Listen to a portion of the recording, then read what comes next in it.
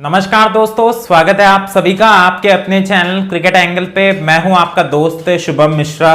तो इंडिया और ऑस्ट्रेलिया के बीच 5 मैचों की टी20 सीरीज का पहला टी20 इंटरनेशनल मैच खेला जाएगा 23 नवंबर को विशाखापट्टनम के doctor Y S. Rajasekhara Reddy ACA VDCA cricket stadium में इंडियन टाइम के हिसाब से शाम के 7 बजे से, यानी कि 7 PM से।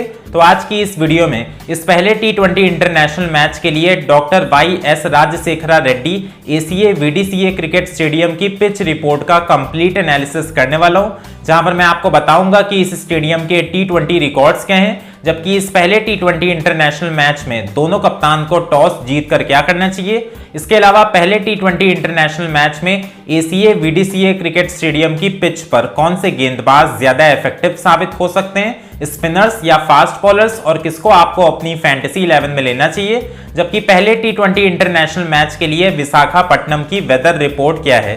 तो इस एक वीडियो में आपको ये सभी जानकारी मिलेगी, इसलिए ओवरऑल ये वीडियो होने वाली है काफी ज्यादा इंटरेस्टिंग और इन्फॉर्मेटिव। इसे लास्ट तक जरूर देखिएगा।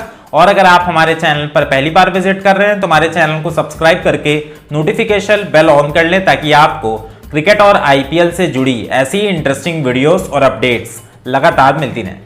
दोस्तों, वीडियो में आगे बढ़ने से पहले मैं आप सभी को बता दूं कि अगर आप इंटरनेशनल क्रिकेट और आईपीएल से जुड़ी हर छोटी बड़ी न्यूज़ एंड अपडेट्स, इसके अलावा सभी मैचेस की एक्यूरेट प्रेडिक्शन पाना चाहते हो तो आप हमें टेलीग्राम चैनल पर ज्वाइन कर सकते हैं। टेलीग्राम चैनल का लिंक आपको वीडियो के डिस्क्रिप्शन बॉक्स में, इसके अलावा कमेंट बॉक्स में सबसे ऊपर पिंड मिल जाएगा। लिंक पर क्लिक करके आप हमें टेलीग्राम चैनल पर ज्वाइन कर सकते हैं।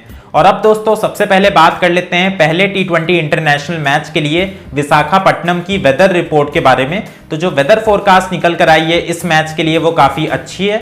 अगर हम टेम्परेचर्स की बात कर लें तो जो मैक्सिमम टेम्परेचर है वो 30 डिग्री सेल्सियस फोरकास्ट किया गया है। इसके अलावा मिनिमम टेम्परेचर 25 डिग्री सेल्सियस देखने को मिल सकता है। दिन के टाइम पर क्लाउड कवर 47% फोरकास्ट किया गया है, जबकि बारिश की संभावना दिन में 60% है, जहां दोपहर में 2 बजे और शाम के 5 बजे थोड़े बहुत शार्स देखने को मिल सकते हैं। लेकिन मैच ड्यूरेशन में बारिश होने की संभावना बिल्कुल भी नहीं है।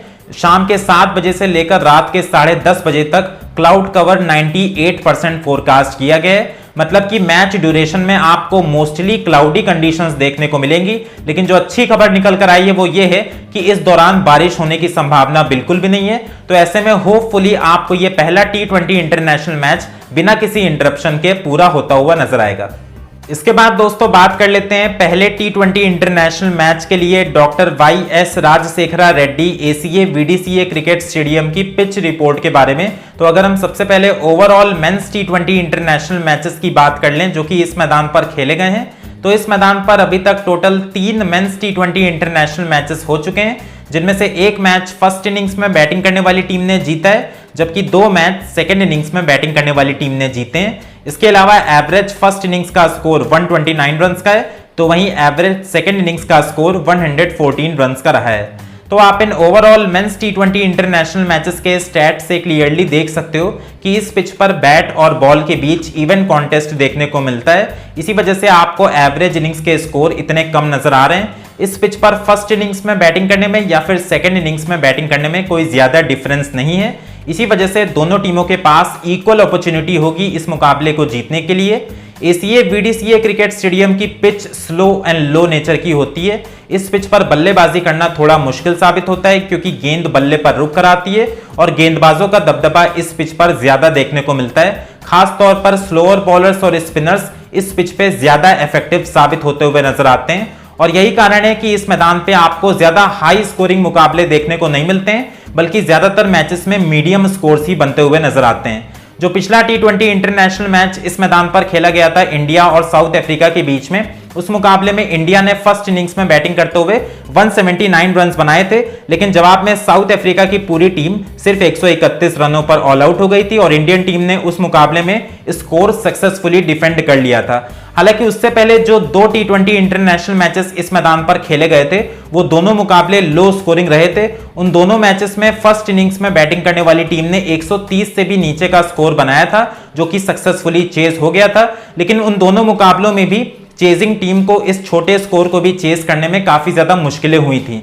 तो आप इन तीनों मैचेस के आंकड़ों से क्लियरली देख सकते हो कि इस पिच पर अभी तक बल्लेबाजी करना कितना ज्यादा मुश्किल साबित हुआ है। और इस पहले टी20 इंटरनेशनल मैच के लिए भी यही रिपोर्ट्स निकल कर आई हैं कि एक बार फिर से आपको बैलेंस्ड पिच देखने को मिलेगी, जिस पर पहली पारी में बल्लेबाजी करना थोड़ा सा आसान साबित हो सकता है। पहली पारी में गेंद बल्ले पर थोड़ा बेहतर तरीके से आएगी, लेकिन मैच जैसे जैसे आगे बढ़ता जाएगा तो ये पिच स्लो एंड लो होती चली जाएगी, जिस वजह से सेकंड इनिंग्स में बल्लेबाजी करना मुश्किल साबित होगा। और दूसरी पारी में जो गेंदबाज हैं, खास तौर पे स्लोअर बॉलर्स और स्पिनर्स, वो आपको ज्यादा इफेक्टिव साबित होते हुए नजर आएंगे। तो ऐसे में मुझे लगता है कि पिच कंडीशंस को देखते हुए जो भी कप्तान इस मैच में टॉस जीतेगा वो पहले बल्लेबाजी करने का फैसला ले सकता है। और अगर फर्स्ट इनिंग्स में बैटिंग करने वाली टीम 170 के आसपास या फिर 180 तक का स्कोर बोर्ड पर लगा देगी तो उस स्कोर को चेस करना इस पिच पर मुश्किल साबित होगा। लेकिन अगर फर्स्ट इनिंग्स का स्कोर 150 के नीचे बनता है तो उसके चेस होने की संभावना भी काफी ज्यादा रहेगी। और अब दोस्तों बात कर लेते हैं इस मैदान पर खेले गए ओवरऑल मेंस टी20 इंटरनेशनल मैचेस के कुछ रिकॉर्ड्स की। तो जो हाईएस्ट टोटल इस मैदान पर बना है वो इंडिया का है साउथ अफ्रीका के खिलाफ 179 runs for the loss of 5 wickets.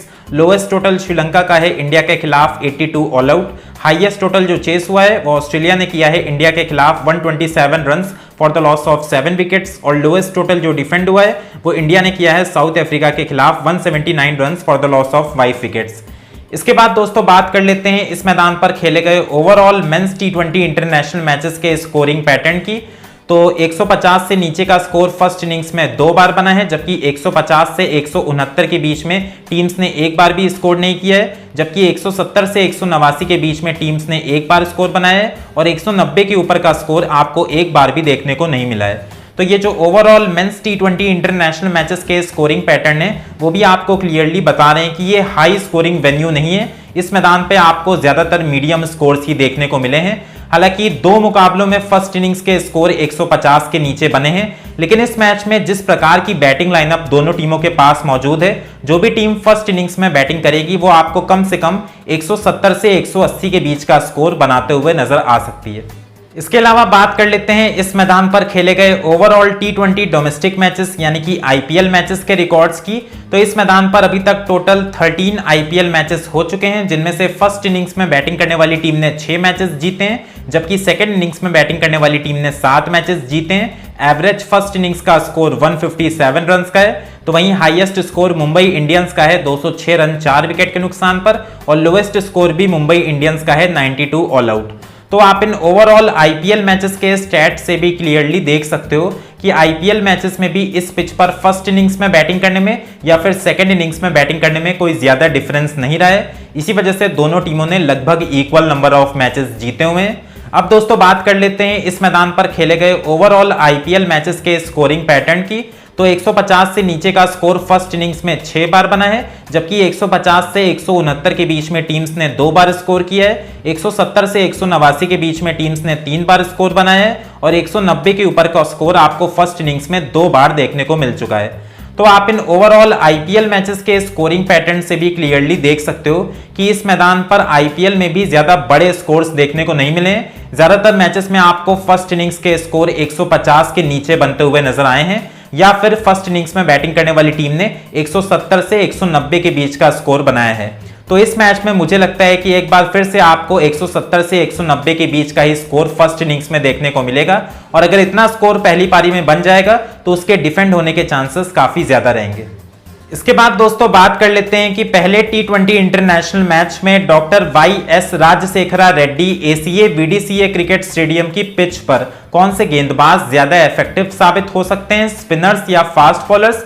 तो जो 3 मेंस टी20 इंटरनेशनल मैचेस इस मैदान पर खेले गए हैं, अगर हम उनके रिकॉर्ड्स की बात कर लें तो उसमें टोटल 19 विकेट्स फास्ट बॉलर्स ने लिए हैं, जबकि 16 विकेट्स स्पिनर्स को मिले हैं। राइट आर्म फास्ट बॉलर्स ने 17 विकेट्स लिए हैं, जबकि लेफ्ट आर्म फास्ट बॉलर्स को 2 विकेट मिले हैं। राइट आर्म ऑफ स्पिनर्स ने 6 विकेट लिए हैं। इसके अलावा राइट आर्म लेग स्पिनर्स और लेफ्ट आर्म स्पिनर्स को 5-5 विकेट्स मिले हैं।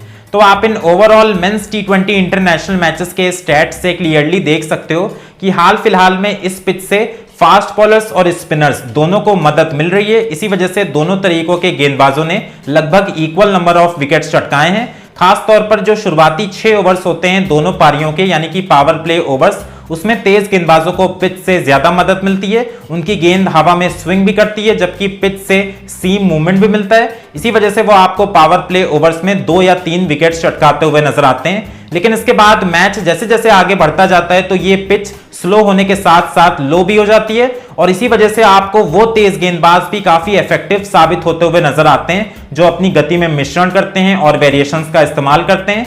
इसके अलावा पिच की स्लोनेस की वजह से स्पिनर्स को भी मिडिल ओवर्स में काफी ग्रिप और टर्न मिलती है, और यही कारण है कि दोनों पारियों के मिडिल ओवर्स में स्पिनर्स भी इस पिच पर काफी ज्यादा विकेट्स चटकाते हैं। तो ओवरऑल इस मैच में भी आपको गेंदबाजों का ही दबदबा देखने को मिलेगा, फिर चाहे वो फास्ट बॉलर्स हों या फिर स्पिनर्स, दोनों इफेक्टिव साबित होंगे। और ऐसे में मेरा आपके लिए सजेशन यही रहेगा कि अगर आप फैंटेसी 11 बना रहे हैं तो आपको अपनी प्लेइंग 11 में फास्ट बॉलर्स और स्पिनर्स दोनों को इंक्लूड करना चाहिए, जहां पर आप 3-2 के कॉम्बिनेशन के साथ जा सकते हो, जहां आप 3 फास्ट बॉलर्स और 2 स्पिनर्स को अपनी फैंटेसी 11 में रख सकते हो। 2 स्पिनर्स में आप एक राइट आर्म ऑफ स्पिनर और एक राइट आर्म लेग स्पिनर के साथ जा सकते हो।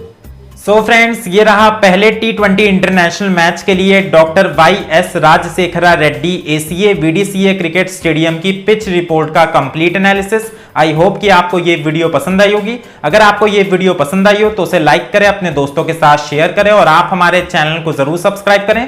वहीं पर दोस्तों, आप हमें नीचे कमेंट बॉक्स में ये जरूर बताएं कि पूरा पिच रिपोर्ट का एनालिसिस देखने के बाद आपके हिसाब से कौन सी टीम पहला T20 इंटरनेशनल मैच जीतेगी। इसके अलावा क्रिकेट मैचेस की फैंटेसी प्लेइंग 11 और क्रिकेट से जुड़ी हर छोटी बड़ी न्यूज एंड अपडेट सबसे पहले पाने के लिए आप हमें टेलीग्राम चैनल पर जरूर ज्वाइन कर लें। टेलीग्राम चैनल का लिंक आपको वीडियो के डिस्क्रिप्शन बॉक्स में मिल जाएगा।